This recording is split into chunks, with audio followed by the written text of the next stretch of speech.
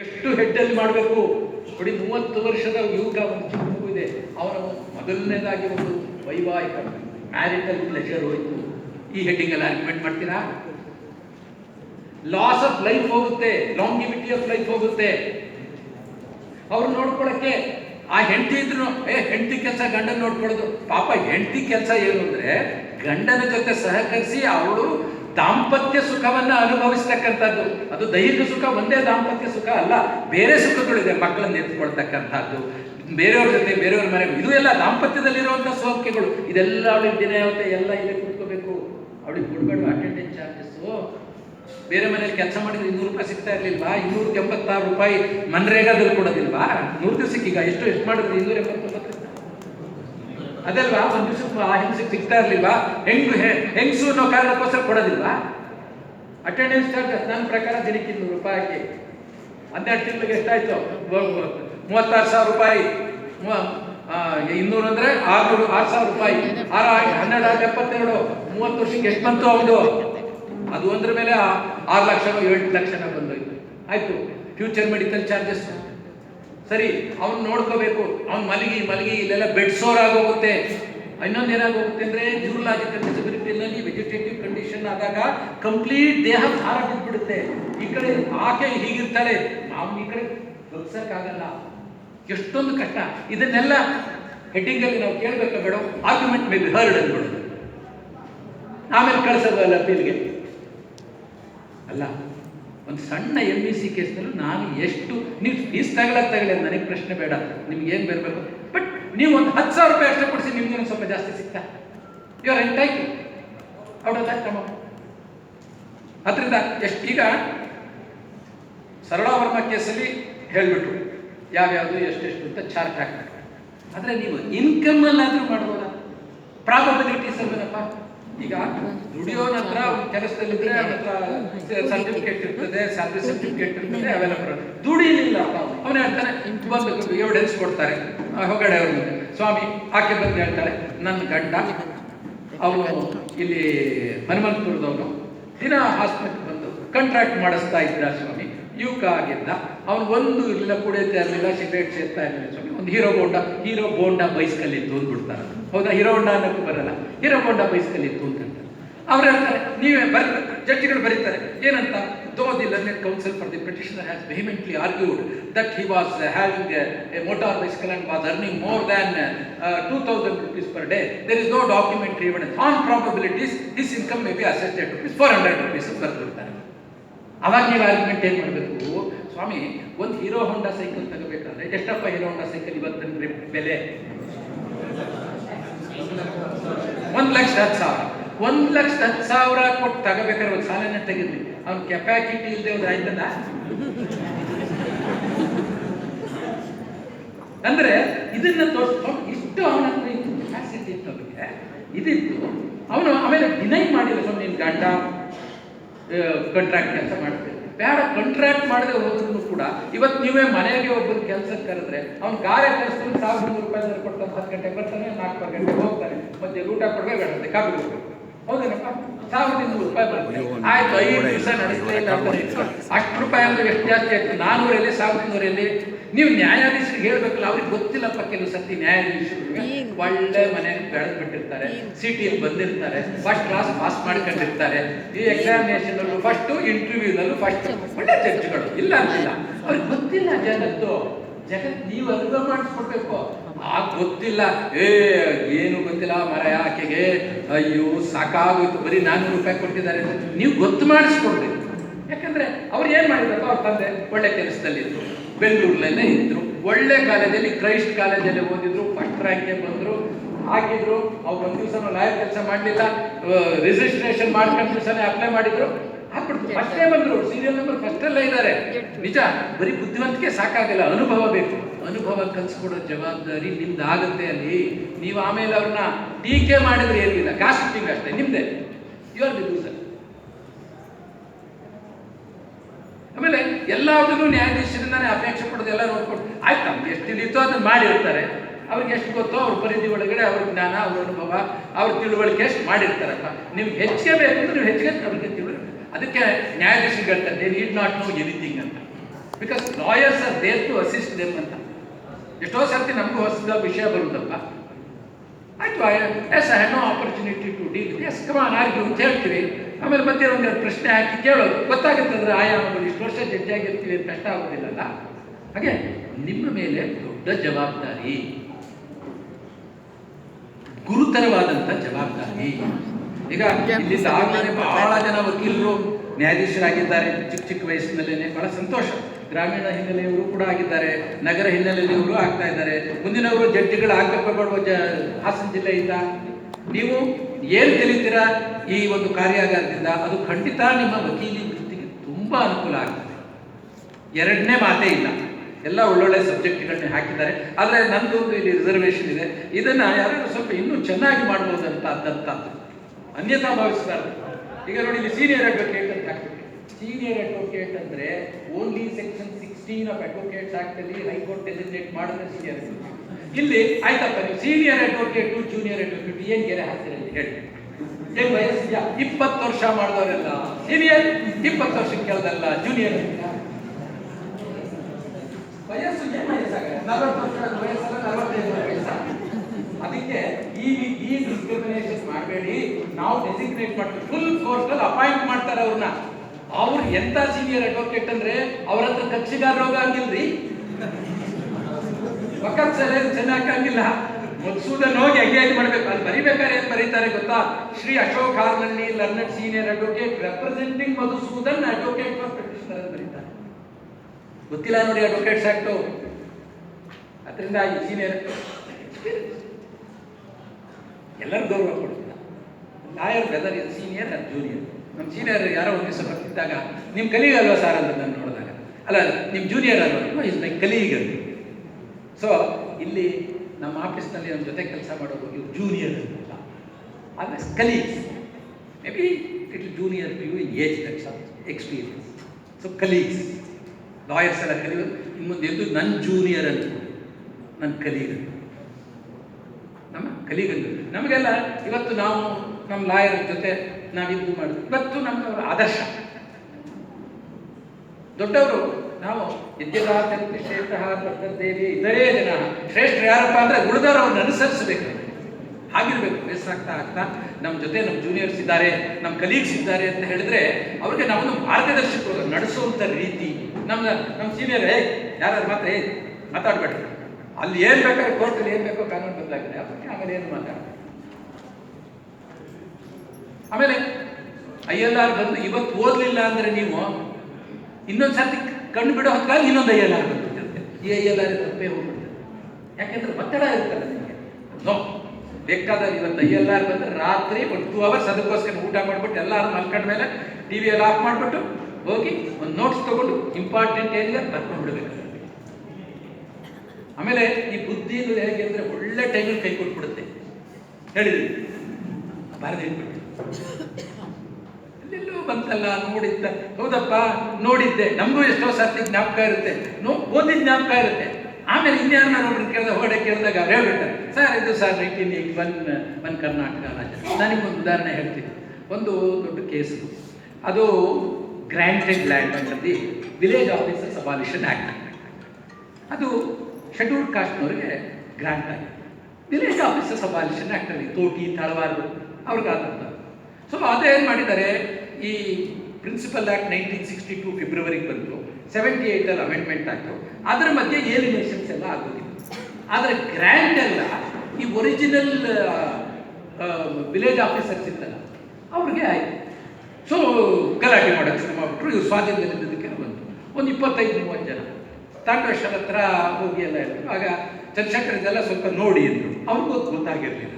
ನಾನು ಏನು ಮಾಡಿದೆ, so these persons have already purchase lands, ಹೌದಾ, ಥ್ರೂ ರಿಜಿಸ್ಟರ್ಡ್ ಸೇಲ್ಸ್. ಸಬ್ಸಿಕ್ವೆಂಟ್ ಆಗಿ ಇವ್ರಿಗೆ ಗ್ರ್ಯಾಂಟ್ ಆಗಿದೆ. So subsequent to the sale the purchasers have acquired title. ಏನು ಮಾಡಬೇಕು ಅವಾಗ ಹೇಳಿ ನೋಡೋಣ. Transfer of property act, feeding the grant by estoppel, feeding the grant by estoppel 42 ಹುಡುಕದೆ, 43 ಹುಡುಕದೆ, ಅದರಲ್ಲಿ ಸುಮ್ಮನೆ ಜಾಂಟ್ರಲ್ಲ ಹುಡುಕದೆ. ತಳಗಡೆ ಫುಟ್ನೋಟಲ್ಲಿ ಬರುತ್ತೆ 1981 1 Karnataka law journal page 1 Lakshmanagowda versus state. ಎಂಥ ಅದ್ಭುತವಾದ ಜಡ್ಜ್ಮೆಂಟ್. ಸಾರ್ ಫೋನ್ ಮಾಡಿ, ನಮ್ಮಲ್ಲಿ ಫೋನ್ ಇಲ್ಲ, ಫೋನ್ಸ್ ಹೋಗಿ ಹೇಳಿದ್ರು, ತೆಗೆದಲ್ಲ ನೋಡಿದ್ರು, ಬಂದ್ಬಿಡಿ ಬೆಳಗ್ಗೆ ಬೇಗ ಬಂದ್ಬಿಡಿ ಅಂದರು. 5:30 ಬಸ್ಗೆ ಹೋಗಿ ಅವತ್ತೆಲ್ಲ ಫೈಲ್ ಮಾಡಿದ್ವಿ, ಅವರೆಲ್ಲ ಪ್ರಿಪೇರ್ ಮಾಡಿಬಿಟ್ರು. ನನಗೆ ಅವ್ರು 100 ರೂಪಾಯಿ ಕೊಟ್ಬಿಟ್ಟು ಒಂದು 35 ಜನ ಆಯ್ತು. 3,500 ರೂಪಾಯಿ somewhere in 86, 87 it's very big amount. 2 ತಿಂಗಳು ನೆಮ್ಮದಿಯಾಗಿ ಜೀವನ ಮಾಡ್ಬೋದಾದಂಥ ಸಣ್ಣ ಊರಲ್ಲಿ 2 ತಿಂಗಳು ನೆಮ್ಮದಿಯಾಗಿ ಜೀವನ ಮಾಡಿ. But I learn A lot because it is an opportunity. ಅವರು ಮದನ್ ಗೋಪಾಲ್ ರಾಜೇಶ್ ಅಂತ ಇದ್ರು, ಭಾಳ ಒಳ್ಳೆಯ ಮನುಷ್ಯ. ಅವ್ರು ಹೇಳಿದ್ರು, ಸ್ವಾಮಿ ಹುಡುಕಾಕ್ಬಿಟ್ರೆ ನಾನು ಉಳಿಸ್ಬಿಟ್ರಿ ಅಂದರು. ನಮ್ಗೆ ಅದೊಂದು ಸಂತೋಷ. ಈ became A permanent client of my. ಭಾಳ ಗೌರವ ಕೊಡೋರು. ನಮ್ಮ ಆಫೀಸಿಗೆ ಬಂದರೆ ಕೇಸ್ ಇಲ್ಲದೆ ಹೋದ್ರು 200 ರೂಪಾಯಿ ಟೇಬಲ್ ಮೇಲೆ ಇಟ್ಟು ಹೋಗ್ಬಿಡೋರು. ಎಷ್ಟು ಎಂಥ ಒಳ್ಳೆ ಕ್ಲೈಂಟ್ಸ್ ಇರ್ತಾರೆ ಅಂತ ಅನ್ನೋದಕ್ಕೆ. ಕೇಸ್ ಇದ್ದ ದಿವಸ 300 ರೂಪಾಯಿ ಕೊಟ್ಟು ಹೋಗೋರು ನಮಗೆ. ಅವ್ರು ಬರ್ತಾರೆ ಅಂದರೆ ನಮ್ಗೆ 300 ರೂಪಾಯಿ. ಏನು ಸಣ್ಣ ಯಾವುದೋ ಕ್ರಿಮಿನಲ್ ಕೇಸ್ ಇತ್ತು ಒಂದು ನಡೆಸ್ತಾ ಇದ್ದೆ ಅಂದರೆ ಯಾರೋ ಕೊಡೋರು ಕೊಡ್ತಾ ಇರ್ತಾರೆ, ಕೊಡೋಕ್ಕಾಗದೇ ಇದ್ದವ್ರು ಕೊಡ್ತಾರೆ, ಕೆಲವರು ತಪ್ಪಿಸ್ಕೊಳ್ಳೋರು ಇರ್ತಾರೆ. ಇಲ್ಲ ಅಂತ ಒಂದು 10% ಬಿಟ್ಬಿಡಿ ಅದನ್ನು ಅಲ್ವಾ. ನೀವು ಗೊತ್ತು, ನೀವೆಲ್ಲ ಭಾಳ ಜನ ರೈತರು, ಎಲ್ಲ ನೀವು ಬೆಳೆದಿದ್ದೆಲ್ಲ ನಿಮ್ಮ ಮನೆಗೆ ಬರುತ್ತಾ? ತ್ವಾಡ ಎಷ್ಟು ತಿಂದೋಗುತ್ತೆ ಅಲ್ವೇನಪ್ಪ, ದನ ಎಷ್ಟು ತಿಂದೋಗುತ್ತೆ, ಕುರಿ ಎಷ್ಟು ತಿಂದೋಗುತ್ತೆ, ಆಡೆಷ್ಟು ಅದು ಅವೆಲ್ಲ ತಿಂದು ಉಳಿದಿದ್ದೆ ತಾನೇ ಮನೆಗೆ ಬರೋದು, ಹೌದಾ? ಆಮೇಲೆ ನೀವು ರಾಶಿ ಮಾಡುವಾಗ ಅಲ್ಲಿ ಯಾರೋ ಬಂದು ಅಯ್ಯ ಅಂತಾರೆ, ಒಂದು 2 ಒಳಗ ಅಲ್ಲಿ ಅಳಿಯೋದಿಲ್ಲ, ಅದೆಲ್ಲ ಕೊಟ್ಟೆ ತಾನೇ ಉಳಿದು ಬದುಕೋದು. ಯಾಕೋ ಕೊಡ್ತಾನೆ, ಅದ್ರ ಜೊತೆ 11 ಅಂತ ಹೇಳಿರೋದು ಅದಕ್ಕೋಸ್ಕರ. ಅದರಿಂದ ಕಷ್ಟಪಟ್ಟು ಕೆಲಸ ಮಾಡುವಂಥ ಒಂದು ಇದನ್ನು ಬೆಳೆಸ್ಕೋಬೇಕು. ಇದೇನಪ್ಪ ಸಾಹೇಬರು ಶುರು ಮಾಡಿದಾಗಲಿಂದ ಈಗೆಲ್ಲ ನಮಗೆ ಕೊರಿತಾ ಇದ್ದಾರಲ್ಲ ಅಂತ ಅನ್ಕೋಬೇಡಿ. ನನ್ನ ಅನುಭವ ನಿಮ್ಗೆ ಹಂಚ್ಕೋಬೇಕು. ಇದು ನನ್ನ ನನ್ನ ಪೇರೆಂಟ್ ಎಲ್ಲ ಒಳ್ಳೆ ಭಾಳ ಚಿಕ್ಕ ವಯಸ್ಸಿನ ವಕೀಲರು ಭಾಳ ಜನ ಸಂಖ್ಯೆಯಲ್ಲಿ ಹೆಣ್ಮಕ್ಳು ಕೂಡ ಬಂದಿದ್ದಾರೆ. ಭಾಳ ಸಂತೋಷವಾದಂಥ ಒಂದು ಸುದ್ದಿ. I am very happy to see many youngsters apart from those who have already put in sufficient service. Court hall ಅನ್ನೋದು ದೊಡ್ಡ ಇಂಟೆಲೆಕ್ಚುಯಲ್ ಆ್ಯಕ್ಟಿವಿಟಿ ನಡೀತಕ್ಕಂಥ ಜಾಗ. ಅಲ್ಲಿ ನ್ಯಾಯಾಧೀಶರು ಕಲಾಪವನ್ನು ನಡೆಸುವಾಗ ಯಾರೂ ಕೂಡ ಗಲಾಟೆ ಮಾಡಬಾರ್ದು. ನ್ಯಾಯಾಧೀಶರು ಹಾಗೆ ರೆಗ್ಯುಲೇಟ್ ಮಾಡಬೇಕು. ಅಲ್ಲಿ ಒಂದು ಆರ್ಗ್ಯುಮೆಂಟ್ ನಡೆಯುವಾಗ ಯಾವ್ದಾದ್ರು ನಡೀತಾ ಇದೆ ಅಂತ ಕೇಳಿದ್ರೆ, ಈಗ ಯಾವ್ದಾದ್ರು ಕೃಷ್ಣೇಗೌಡರು ಒಂದು ಆರ್ಗ್ಯುಮೆಂಟ್ ಮಾಡ್ತಾ ಇದ್ದಾರೆ ಸಿವಿಲ್ ಅಂತ ಹೇಳಿದ್ರೆ, ಎಚ್ ವಿ ತಿಮ್ಮೇಗೌಡರು ಯಥಾ ಅಡ್ವೊಕೇಟ್ ಅವರು, ಯಾರು ಅವ್ರು ಎಂದೂ ಟೈಮ್ ಕೇಳಲಿಲ್ಲ, ಎದುರುಗಡೆ ಅವ್ರು ಟೈಮ್ ಕೇಳಿದ್ರೆ ಅವ್ರು ಅಪೋಸ್ ಮಾಡಿದ್ರು. ಎಚ್ ವಿ ತಿಮ್ಮೇಗೌಡರು ಅವ್ರು ಎಂದೂ ಟೈಮ್ ಕೇಳ್ತಿರ್ಲಿಲ್ಲ. ಹೆಂಗೆ ಹೋಗೋರು ಅವರು ಚೀಕ್ನಳ್ಳಿ, ಇಲ್ಲಿಂದ ಬಸ್ಸಲ್ಲಿ ಹೋಗೋರು. ಅವರೊಂದು ಬ್ಯಾಗಲ್ಲಿ ಮಾರನೇ ಕೇಸ್ ಎಲ್ಲ ಹಾಕ್ಕೊಂಡು ಕೃಷ್ಣೇಗೌಡರ ಆಫೀಸಿಂದ ಹೊರಟ್ರೆ ಅವ್ರ ಬಸ್ಸಲ್ಲಿ ಹತ್ತು ಚೀಕ್ನಳ್ಳಿಯಲ್ಲಿ ಹಿಡಿದು ಮಾರನೇ ದಿವಸ ಎಲ್ಲ ನೋಡ್ಕೊಂಡು ಬಂದಿರೋರು. ಎಂಥ ಅದ್ಭುತವಾದ. ನಾನೊಂದು ಪಾರ್ಟಿಷನ್ ಕೇಸ್ ನಡೆಸಿದ್ದೆ ಹಾಗೆ. ಜಯಪ್ಪ ಅವ್ರನ್ನ ಎಂಗೇಜ್ ಮಾಡಿ ಅರ್ಕಲ್ಗೂಡಿಗೆ ಕರ್ಕೊಂಬಂದು ನಮಗೆ ಕೇಸ್ ಚೆನ್ನಾಗಿದೆ ಅಂತ ನಾನಿದ್ದೆ. ಎರಡು ಇಂಪಾರ್ಟೆಂಟ್ ಜಮೀನ್ ಮೇಲೆ it is not acquired out of joint family funds ಅಂತ I was able to see. But main relief ಹೋಗ್ಬಿಡ್ತು. ನಾನು ಅವರು ಆ ಎವಿಡೆನ್ಸ್ನ ಅವರು ಇಂಟರ್ಪ್ರಿಟ್ ಮಾಡಿದಂಥ ರೀತಿ ಇದೆಯಲ್ಲ, ಅದ್ಭುತವಾಗಿತ್ತು. ನನಗೆ hats off to mister H V Thimmegowda. Because ಅವರು ನಮ್ಮ ಸೀನಿಯರು ಎಲ್ಲ ವಿ ಕೃಷ್ಣಮೂರ್ತಿಗಳು ಅಂತ ಬಹಳ ದೊಡ್ಡ advocate, finest advocates in Bangalore. ಅವರ ಆಫೀಸ್ನಲ್ಲಿ ತಯಾರಾದರು. ಏನು ನಡೆಸ್ತಾ ಇದ್ರು ನೀವು? ಆರ್ ಎನ್ ನರಸಿಂಹಮೂರ್ತಿ ಅವರು ಬಂದೆ MS ನಾರಾಯಣ ನಿಂತು ಕ್ರಾಸ್ ಎಕ್ಸಾಮಿನೇಷನ್ ಮಾಡ್ತಾರೆ ಅಂದರೆ, ಏನಾದರೂ ಒಬ್ಬ ವಿಟ್ನೆಸ್ ಹಾಸ್ಟೈಲ್ ಆಯ್ತು ಅಂದರೆ ಅವ್ರು ಗಲಿಬಿಲಿ ಆಗ್ಬಿಡೋರು. ಜಡ್ಜ್ಗಳು ಅಕ್ಯೂಸ್ಡ್ ಅಡ್ವೊಕೇಟ್ ನೋಡೋರು. ಹಾರ್ನಳ್ಳಿ ರಾಮಸ್ವಾಮಿ ಅವರು ಏನು ಪೇಟ ಕಚ್ಚೆ ಪಂಚೆ ಫುಲ್ ಕೋಟು ಪೇಟ ಹಾಕಿ ಅವರು ಕ್ರಾಸ್ ಎಕ್ಸಾಮಿನೇಷನ್ ಮಾಡ್ತಾ ಇದ್ದಾರೆ, ಅದನ್ನು ನೋಡ್ತಕ್ಕಂಥದ್ದು. ನಮ್ಮ ಮುರುಗಪ್ಪನವರು ಎಂಥ ಸಿವಿಲ್ ಲಾಯರು ಅವರು, ಎಂತೆಂಥ ಎಂತೆಂಥ ಜನ ತಯಾರಾಗಿರೋಂಥ ಒಂದು ಬಾರ್ ಇದೆ. ಅದರಿಂದ ಈ ಬಾರಲ್ಲಿ ಒಂದು ಲೆಗೆಸಿ ಇದೆ, ನಾವು ಅರ್ಥ ಮಾಡ್ಕೋಬೇಕು. ಅದರಿಂದ ಹೆಚ್ಚು ಜನಗಳಿದ್ರು ಒಂದೇ ಕೇಸ್ ಇದೆ, ನಿಮ್ಮ ಹತ್ರ ಒಂದೇ ಕೇಸ್ ಇದೆ, ಏನು ಆ ಕೇಸ್ ಬಂದು ಸಹ ಅದಕ್ಕೆ ಏನೆಲ್ಲ ನೋಡ್ಕೋಬೇಕು ಅದನ್ನು ನಡೆಸಬೇಕು. ಬೇಲ್ ಅಪ್ಲಿಕೇಶನ್ ಬಹಳ ಮುಖ್ಯವಾದಂಥದ್ದು. ಯಾಕೆಂದ್ರೆ many times it's A mercy petition. ನಾನು ಹೇಳ್ತೀನಿ, ಹೌದಾ? ಎಷ್ಟೋ ಸರ್ತಿ ಪೋಕ್ಸೋ ಆ್ಯಕ್ಟಲ್ಲಿ 164 ಸ್ಟೇಟ್ಮೆಂಟಲ್ಲಿ ಒಂದು ಹೇಳಿರ್ತಾರೆ, 161 ಸ್ಟೇಟ್ಮೆಂಟಲ್ಲಿ ಇಂಪ್ಲಿಕೇಟ್ ಮಾಡಿರ್ತಾರೆ. ಹೇಗೆ ಉಪಯೋಗಿಸ್ಕೋಬೇಕು ಅಲ್ಲಿ ನಾವು ಹೆಚ್ಚಿಗೆ ಆಸ್ ದೋ we are arguing on merits ಅಂತ ಹೇಳ್ಬಾರ್ದು. ಆಮೇಲೆ ಅದು ಹೇಳಿದ್ದಾರೆ, ಏನೋ ಮ್ಯಾಜಿಸ್ಟ್ರೇಟ್ರ ಮುಂದೆ ಕೊಡುವಾಗ ಸಾಲನ್ನಾಗಿ ಹೇಳಿದ್ದಾರೆ, ಏನೋ ಇಷ್ಟು ದಿವಸ ಒಳಗಡೆ ಇದ್ದಾನೆ ನೋಡಿ, your honour may kindly take into the same for consideration to the limited extent of granting well. That's all. ಏನೋ ಆಗಿದೆ. ಈಗ ಎಷ್ಟೋ ಸರ್ತಿ ಎಲೋಪ್ಮೆಂಟ್ ಆಗೋದಿರುತ್ತೆ, ಅವಳಿಗೆ 17 ವರ್ಷ, ಅವ್ನಿಗೆ 21 ವರ್ಷ. Technically she is a child. ಯಾಕೆ 18 ಆಗಿಲ್ಲ ಅಂತ ಎಲೋಪ್ಮೆಂಟ್ ಕೇಸಸ್ ಇರುತ್ತಲ್ವಾ? ಭಾಳ ಪೋಕ್ಸೋ ಕೇಸ್ ಅದೇನಾ? Second year PUC 16 and a half 17 ಬೆಳೆದಿರ್ತಾರೆ. ಏನೋ ಆಗೋಗುತ್ತೆ. ಆಮೇಲೆ ಗೊತ್ತು ನಿಮಗೆ ಸಾಕ್ಷಿ ಹೇಳಕ್ ಬಂದಾಗ, ಹೌದು ನಾನು ಅವ್ರ ಜೊತೆ ಹೋದ್ದುಂಟು, ಅವ್ರ ಅಕ್ಕನ ಮನೆಗೆ ಹೋದ್ವಿ, ನಾನು ಈ ಕಡೆ ಮನೆ ಕಡೆ, ನಾನು ಅವ್ರ ಕಡೆ ಮನೆ ಇಷ್ಟ ತಾನೇ ಎವಿಡೆನ್ಸ್ ಅಲ್ಲ, ತಪ್ಪಿಟ್ಟು ನಡೀತದೆ. ಆಮೇಲೆ ಇದು ಬಹಳ ದೊಡ್ಡ ದೊಡ್ಡ ಬರ್ತದೆ. ನೀವು ನೋಡಿರ್ಬೋದು, ಎಷ್ಟೋ ಸರ್ತಿ ಪ್ರೀತಿ ಮಾಡಿರೋ ಹುಡುಗನೇ ಒಂದು ಜಾತಿ, ಪ್ರೀತಿ ಮಾಡಿರೋ ಹುಡುಗಿನೇ ಬೇರೆ ಜಾತಿ, ಇವರು ಒಂದಾಗಕ್ಕಾಗಿದ್ರು ಊರಲ್ಲಿ ಬಹಳ ದೊಡ್ಡ ಗಲಾಟೆ. ಬೇಕಾದಾಗಲಿ ನನ್ನ 10 ಎಕರೆ ಜಮೀನು ಐತೆ, 2 ಟ್ರ್ಯಾಕ್ಟರ್ ಐತೆ, ಅವನು ಅಂಥ ಕೆಳಜಾತಿಯ ಹೆಣ್ಮಗನ್ ನನ್ನ ಮಗನಿರ್ತಾರ, ಬೇಕಾದಾಗಲಿ ಅನ್ನೋರು, ಹೌದಾ ಗಲಾಟೆ. ಅದಕ್ಕೆ ಇನ್ನೊಂದಷ್ಟು ಕೇಸ್ ನೋಡ್ತಿಲ್ಲೇನ್ರಿ? ಯಾಕೆ ಈ ಸಮಾಜದ ಬರೀ ಕೇಸ್ ಒಂದೇ ನಡೆಸೋದಲ್ಲ, ಸಮಾಜ ಸುಧಾರಕರು ಆಗಬೇಕಾಗ್ತದೆ ನಾವು. You must be social engineers also. ಯಾತಕ್ಕೋಸ್ಕರ? ಅದಕ್ಕೋಸ್ಕರ ಈ ಸೆಕ್ಷನ್ 18 CPC ತಗೊಂಡು ಬಂದರು. ಎಷ್ಟೋ ಸರ್ತಿ ಕುಟುಂಬಕ್ಕೆ ಸಂಬಂಧಪಟ್ಟಂತಹದ್ದು ದಾವಗಳು ಬರ್ತದೆ. ಅದರಲ್ಲೆಲ್ಲ ಏನಿಲ್ಲ, ಅಣ್ಣ ತಮ್ಮ ಏನೋ ಬರ್ತದೆ. ಎಷ್ಟೋ ಸರ್ತಿ ಗಂಡನೇ ಹೆಂಡತಿನ ಎತ್ಕಟ್ಟಿ ನಿಂದು ಬರ್ತದೆ ಹಾಕುತ್ತಾ ಎತ್ಕಟ್ಟಿರ್ತಾರೆ, ಹೌದಾ? ಅವರು ಆ ಇಬ್ಬರು ತಮ್ಮಂದ್ರಿದ್ದಾರೆ, ಆಕೆ ತಮ್ಮಂದ್ರು ಅಣ್ಣಂದ್ರು ಇದ್ದಾರೆ, ಊರಿನಲ್ಲಿ ಜಮೀನೇ ಮಾಡ್ಕೊಂಡಿರ್ತಾರೆ. Technically speaking she is also entitle for 1/3, but 1/3 ಕೊಟ್ಬಿಟ್ರೆ ಇವ್ರಿಗೆ ಭಾಳ ಕಷ್ಟ ಆಗೋಗುತ್ತೆ. ಅಂಥ ಸಂದರ್ಭದಲ್ಲಿ ರಾಜಿ ಮಾಡುವಂಥದ್ದು, ಕರೆಸಿ ಮಾತನಾಡಬೇಕಾಗುತ್ತೆ ಜಡ್ಜಿಗಳು. ಜಸ್ಟಿಸ್ ರವೀಂದ್ರನವರು ಅತ್ಯಂತ ಉತ್ತಮವಾದ ಒಂದು ಜಡ್ಜ್ಮೆಂಟ್, ಆಫ್ಕಾನ್ ಇನ್ಫ್ರಾಸ್ಟ್ರಕ್ಚರ್ ಕೇಸ್ ಅಂತ ಹೇಳಿ ಬರೆದ್ರು. 2010(8) SCC 24 ಅತ್ಯಂತ ಉತ್ತಮವಾದ ಜಡ್ಜ್ಮೆಂಟ್ ಅಂತ ಬರೆದು ಅದ್ರಲ್ಲಿ ಹೇಳಿದ್ರು, ಇದು ಜಡ್ಜ್ಗಳ ಜವಾಬ್ದಾರಿ ಇದೆ.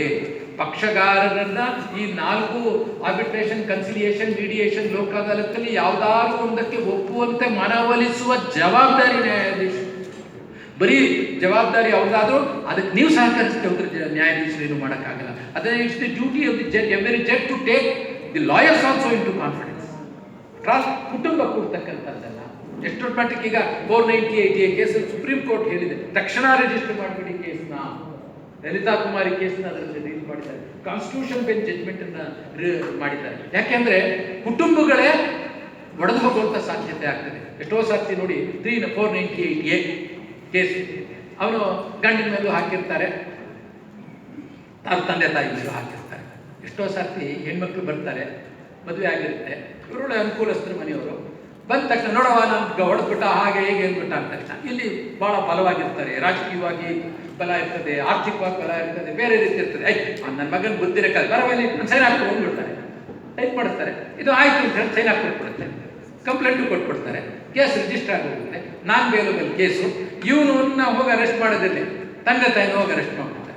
ಕೊನೆಗೆ ರಾಜಿಗೆ ಬರುತ್ತೆ. ಅವನು ಹೇಳ್ತಾನೆ, ಸ್ವಾಮಿ ನಾನಾದ್ರೂ ಕಟ್ಕೊಂಡಿದ್ದು ಹೊಡೆದಿರ್ಬೋದು, ನಮ್ಮ ಅಪ್ಪ ಅವನ್ನ ಜೈಲಿಗೆ ಹಾಕ್ಬಿಟ್ರು 4 ದಿವಸ, ಬೇಕಾದಾಗಲಿ ಸ್ವಾಮಿ ನಾನು ಅವ್ರು ಕರ್ಕೊಂಡು ಹೋಗ್ತೀನಿ. ಮುಗ್ದೈತಾನಪ್ಪ. ನೋಡಿ ಇಲ್ಲಿ ಎಷ್ಟು ಜವಾಬ್ದಾರಿ ಇದೆ ನ್ಯಾಯಾಧೀಶ.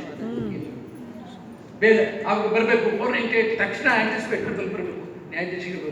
ಟೆಕ್ನಿಕಲ್ ಆಗಿರೋ ನ್ಯಾಯಾಧೀಶರು ಏನು ಮಾಡ್ಬಿಡ್ತಾರೆ, ಡಿಸ್ಮಿಸ್ಡ್, ಏನು ಮಾತಾಡಂಗಿಲ್ಲ, ಹೈಕೋರ್ಟ್ಗೆ ಹೋಗ್ಬೇಕು, ಸೆಷನ್ ಕೋರ್ಟಲ್ಲಿ ವಜಾ ಆಗ್ಬಿಟ್ರೆ. ಇದನ್ನೆಲ್ಲ ಮನವರಿಸುವಂತಹ ಒಂದು ಅವ್ರಿಗೆ ಮನವರಿಕೆ ಮಾಡಿಕೊಡುವಂತಹ ಒಂದು ಜವಾಬ್ದಾರಿ ಆಗಬೇಕು. ಅವಾಗ ಇದೆಲ್ಲ ಇರಬೇಕು. Arnesh Kumar case, section 41 CPC CRPC arrest ಮಾಡ್ಬೇಕಾದ್ರೆ 7 ವರ್ಷದ ಒಳಗೆ ಇದ್ರೆ ಅವ್ರು ಅರೆಸ್ಟೇ ಮಾಡಬೇಕು ಅಂದ್ರೆ ಅದರಲ್ಲೆಲ್ಲ ಬರೆದಿರಬೇಕು. ಈಗ ಪ್ರೊಸೀಜರ್ ಇದೆ. ಅದು ಅರಣೇಶ್ ಕುಮಾರ್ ಕೇಸಲ್ಲಿ CK ಪ್ರಸಾದ್ ಅವರು ಬಹಳ ಒಂದು ಡಿಟೇಲ್ ಜಡ್ಜ್ಮೆಂಟ್ ಬರೆದಿದ್ದಾರೆ. ನಮ್ಗೇನಿಲ್ಲ, ದಿನ ಓದಕ್ಕೆ ಕೂತ್ಕೋಬೇಕು. ILR ಫಸ್ಟ್ ಸೆಕೆಂಡ್ SCC ತರಿಸ್ತಿದ್ದಾರೆ ಅಂತ ಹೇಳಿ, SCC ಎಂತೆಂಥ ಒಳ್ಳೆ ಆರ್ಟಿಕಲ್ಗಳು ಬರ್ತವೆ, ಎಷ್ಟು ಉತ್ತಮವಾದಂಥ ಆರ್ಟಿಕಲ್ಗಳು ಬರ್ತವೆ. ಯಾರೋ ಚೆನ್ನಾಗಿರ್ತಕ್ಕಂಥ ಇಂಗ್ಲೀಷ್ ಚೆನ್ನಾಗಿ ಗೊತ್ತವರು ಅವ್ರು ಹೋಗಿ ಕೂತ್ಕೊಂಡು ನೀವು ಅದನ್ನು ನೋಟ್ ಮಾಡಬೇಕು.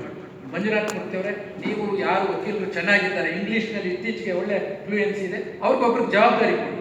ಅವ್ರಿಗೆ ಬೇಕಾದ್ರೆ ಒಂದು ಟೋಕನ್ ಒಂದು 5,000 ಒಂದು ತಿಂಗಳಿಗೆ ಕೊಡ್ರಿ, ತೊಂದರೆ ಇಲ್ಲ. ಅವ್ರೇನು ಮಾಡಬೇಕು, SCC ನಲ್ಲಿ ಇರ್ತಕ್ಕಂಥ ಬರುವಂಥ ಇಂಪಾರ್ಟೆಂಟ್ ಆರ್ಟಿಕಲ್ CPC CRPC ಯಾವ್ಯಾವ್ದಿದೆ ಅದನ್ನೆಲ್ಲ ನೋಟ್ ಮಾಡ್ಕೊಳ್ತೀವಿ. ಅದಕ್ಕೊಂದು ಕಮಿಟಿ ಮಾಡಿಬಿಡ್ತಾರೆ. ಇಲ್ಲಿ 3-4 ಜನಕ್ಕೆ ಅವ್ರ ಜವಾಬ್ದಾರಿ ವಹಿಸ್ಬೇಕು. ಸೊ ಅವರು ಹೋಗಿ ಆ ಆರ್ಟಿಕಲ್ಸ್ ಎಲ್ಲ ಬರೋದು. ಒಂದು ಸರ್ತಿ, ಒಂದು ತಿಂಗಳಲ್ಲಿ ಒಂದು ಸರ್ತಿ ಆರ್ಟಿಕಲ್ ಯಾವುದೇ ನಮ್ಮ ದಿನನಿತ್ಯ ಬೇಕಾಗುವಂಥ ಮೊಕದ್ದಮೆಗಳಿಗೆ ಬರೆದಿರ್ತಾರೆ. ಇದನ್ನ ನಾವು ಮಾಡಬೇಕು. ಇದನ್ನ ಬಾರ್ ಸ್ಟ್ರಾಂಗ್ ಆಗಬೇಕು. ನಾವು ಹೊಟ್ಟೆ ಪಾಪ ಬಹಳ ಜನ ಆರ್ಥಿಕವಾಗಿ ಇದ್ದಿರ್ತಾರೆ, ಕೇಸಸ್ಸು ಕಡಿಮೆ ಇರ್ತಾರೆ, 4 ವರ್ಷ ಆದರೂ ಒಂದು ಕೋರ್ಟ್ ಹೊಲ್ಸ್ಕೊಳಕ್ಕಾಗಲ್ಲ, ಬಣ್ಣ ಬದಲಾವಣೆ ಆಗೋಗಿರುತ್ತೆ. ಬಹಳ ಶ್ರೀಮಂತರಿಲ್ಲ ವಕೀಲರಲ್ಲಿ. ಬಹುಶಃ ಒಂದು 20% ಜನ 20% ಅನ್ನೋ ನನಗೆ ಕಷ್ಟ. ನೀವೇ ಲೆಕ್ಕ ಹಾಕ್ಬಿಡಿ. ಹಾಸನದಲ್ಲಿರೋ ಎಷ್ಟು ಜನ ಲಾಯರು ಕಾರ್ ಇಟ್ಕೊಂಡಿದ್ದಾರೆ, ಎಷ್ಟು ಜನ ಸ್ಕೂಟ್ರ್ ಇಟ್ಕೊಂಡಿದ್ದಾರೆ, ಇನ್ನು ಉಳಿದಾರೆಲ್ಲ ಯಾವ ಕ್ಯಾಟಗರಿಗೆ ಸೇರಿ ಲೆಕ್ಕ. ಅವ್ರನ್ನೆಲ್ಲ ನೋಡ್ಕೊಳ್ಳೋದಾಗೆ, ಅವ್ರಿಗೆ ಆರೋಗ್ಯ, ಅವ್ರಿಗೆ ಮತ್ತೊಂದು ಎಷ್ಟೊಂದು ಅವರ ಜವಾಬ್ದಾರಿ ಇದೆ. ವಕೀಲ ವೃತ್ತಿಯಲ್ಲಿದ್ದಾರೆ, ಜವಾಬ್ದಾರಿ ಇದೆ ಅವರಿಗೆ.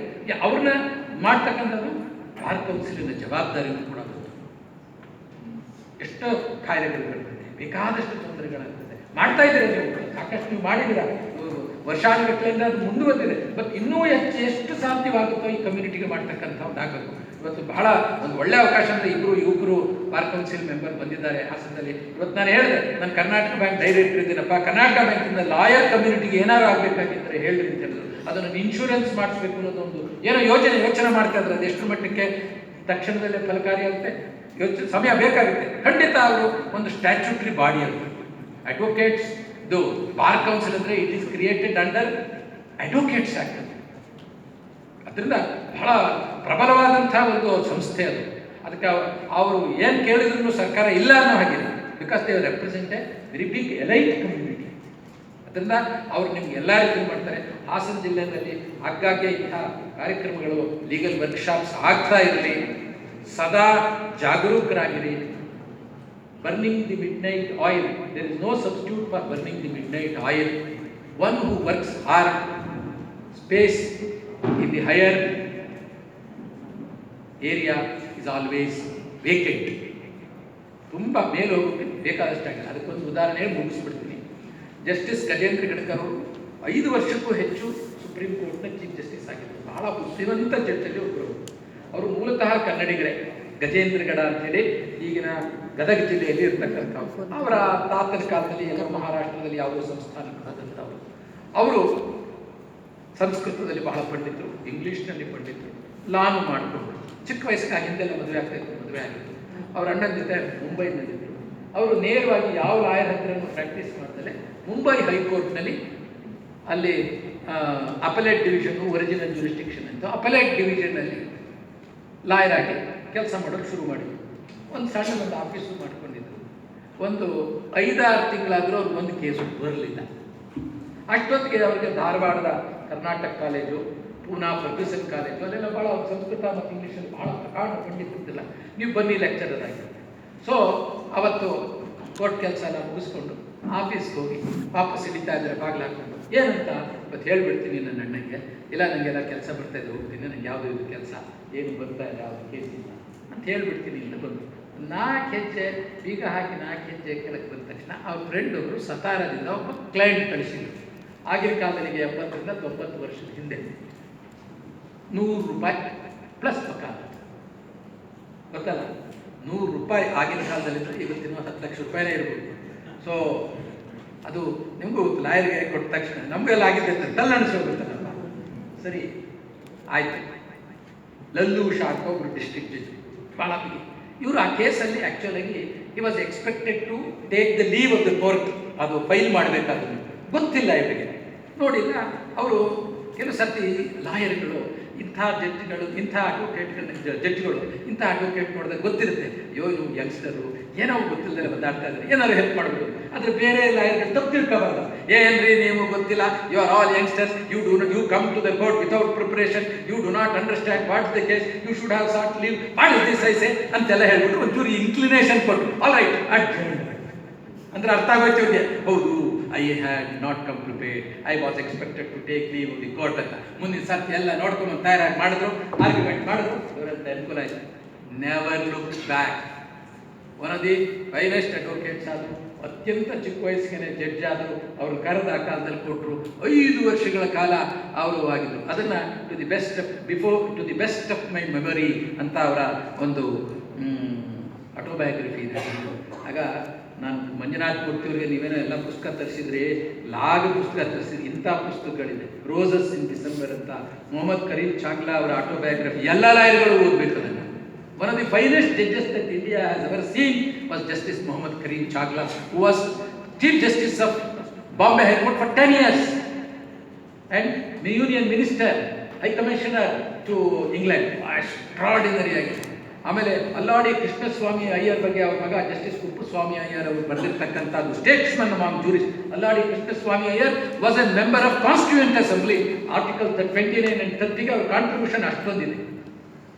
ಆಮೇಲೆ ಮೈ ಬಾಸ್ವೆಲ್ ಅಂತ ಜಸ್ಟಿಸ್ ಹಿದಾಯತುಲ್ಲಾ ಅವರ ಒಂದು ಇದು, ಆಮೇಲೆ ಬಿಫೋರ್ ಮೈ ಮೆಮೊರಿ ಫೇಡ್ಸ್ ನಾರಿಮನ್ ಅವರ ಒಂದು ಪುಸ್ತಕ, ಆಮೇಲೆ 10 judgements of supreme court which change India ಅಂತ ಹೇಳಿ ಜಿಯಾ ಮೋದಿ ಅವರು ಬರೆದಿರ್ತಕ್ಕಂಥ ಪುಸ್ತಕ. ಈ ರೀತಿ ಅನೇಕ ಪುಸ್ತಕಗಳಿದ್ದಾರೆ, ಅವುಗಳನ್ನು ಓದಬೇಕು, ಆಗಲೇ ನಮ್ಮ ವಿಷನ್ ಇನ್ಕ್ರೀಸ್ ಆಗುತ್ತೆ. ಸೊ ಲಾಯರ್ ಅಂದರೆ not only representing your clients in the court, you are a social engineer, social reformer. So you should be apprised with the latest trends. ಯುಕ್ರೇನ್ನಲ್ಲಿ ಏನು ನಡೀತಾ ಇದೆ, ಯುಕ್ರೇನ್ಗೂ ರಷ್ಯಾಗೂ ಏನು ನಡೀತಾ ಇದೆ ಓದಬೇಕು. ಪೇಪರ್ನಲ್ಲಿ ಆರ್ಟಿಕಲ್ ಬರೆದಿದ್ರು ಯುಕ್ರೇನ್ ಮತ್ತು ರಷ್ಯಾದ ಬಗ್ಗೆ. ಇಂಡಿಯನ್ ಎಕ್ಸ್ಪ್ರೆಸ್ನಲ್ಲಿ ಗುರುಮೂರ್ತಿ ಅವರು 8-10 ದಿವಸದಿಂದ 2 ದಿವಸ ಆರ್ಟಿಕಲ್ ಬರೋದು ಗೊತ್ತಾಗ. ಯಾತಕ್ಕೋಸ್ಕರ ಭಾರತ ತಟಸ್ಥ ನಿಲುವನ್ನು ತಳೆದಿದೆ, ಅಮೆರಿಕಾನು ಇರೋದು, ಅಮೆರಿಕ ಅಷ್ಟೆಲ್ಲ ಒತ್ತಡ ತರ್ತಾ ಇದ್ರು, ನಾವು ತಟಸ್ಥ ನಿಲ್ಬೇಡಿ ಎಲ್ಲ ತಿಳ್ಕೊಳ್ಬೇಕಲ್ಲ. ನೀಟ್ ಅಂದರೆ ಏನು, ನೀಟ್ ಎಕ್ಸಾಮಿನೇಷನ್ ಏನು ಮಾಡ್ತಾ ಇದೆ, ಹೇಗೆ ಬದಲಾವಣೆ ಮಾಡಿದ್ರು. ಸುಪ್ರೀಂ ಕೋರ್ಟಲ್ಲಿ 2:1 ಆಗಿತ್ತು, ಅದನ್ನ ನಂತರ ದವೆಯವರು ಹೇಗೆ ನೀಟ್ ಎಲ್ಲ ಮಾಡಿದ್ರು. ರಿಸರ್ವೇಷನ್ ಮೇಲೆ ಬರ್ತದೆ, ಹೌದಾ? ಮರಾಠ ರಿಸರ್ವೇಷನ್ 5 ಜನ ಜಡ್ಜಸ್ ಹೊಡೆದಾಕಿದ್ರು. ಯಾತಕ್ಕೋಸ್ಕರ ರಿಸರ್ವೇಷನ್ ಅನ್ನ ಕೊಡಲಿಲ್ಲ? ಬಹಳ ನಾವು ಕೇಶವಾನಂದ ಭಾರತಿ ಜಡ್ಜ್ಮೆಂಟ್ ಓದೋದ್ರೆ ನಾವು ಲಾಯರ್ಗಳೇ ಅಲ್ಲ. 1973 ಸುಪ್ರೀಂ ಕೋರ್ಟ್, ಯಾಕೆಂದ್ರೆ that is the finest judgement that supreme court deliver. But for that judgement whether democracy would have survive. ಹೇಳಿದ್ರು parliament has empire power to amend the constitution but not the basic structure ಅಂತ ಒಂದು caveat ಹಾಕಿ ಅಲ್ವಾ? ಎಂಥ ಅದ್ಭುತವಾದಂಥ ಜಡ್ಜ್ಮೆಂಟ್ಗಳು supreme court judgements. They are binding on us, whether it is by a bench of 2 judges or bench. ಎಲ್ಲದಕ್ಕಿಂತಲೂ ಮುಖ್ಯವಾಗಿ ನೀವು ಓದಬೇಕಾದ್ರೆ ರಾಮ್ ಜನ್ಮಭೂಮಿ ಜಡ್ಜ್ಮೆಂಟ್, ಅದು ಹಿಂದೂ ಪರ ಆಯಿತು, ಮುಸಲ್ಮಾನರ ವಿರೋಧ ಆಯಿತು ಪ್ರಶ್ನೆಗಲ್ಲ. ಫಸ್ಟ್ ಅಪೀಲ್ಗೆ one of the leading judgements, iconic judgment.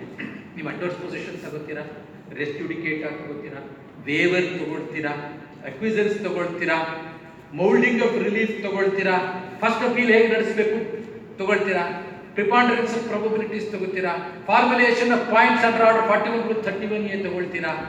ಆಮೇಲೆ whether an idol can sue or be sued. ಆಮೇಲೆ ಇದು ವಕ್ಫ್ ಅಂದರೆ ಯಾವುದು, ವಕ್ಫ್ ಬೈ ಯೂಸರ್ ಏನು, ವಕ್ಫ್ ಬೈ ಗ್ರಾಂಟ್ ಅಂದ್ರೆ ಏನು, ಫಸ್ಟ್ ಟೈಮ್ ಅಂತ ಅದ್ಭುತವಾಗಿ. ಆಮೇಲೆ ಸೆಕ್ಷನ್ 92 CPC ಸ್ಕೀಮ್ ಯಾವುದು ಎಲ್ಲರೂ ನಮ್ಮ ಜಡ್ಜಸ್ಸೇ ಭಾಳ ಜನ ಓದಿಲ್ಲ ಅಂತ ನನಗೆ ಗೊತ್ತಾಗಿದೆ. Please read that judgment.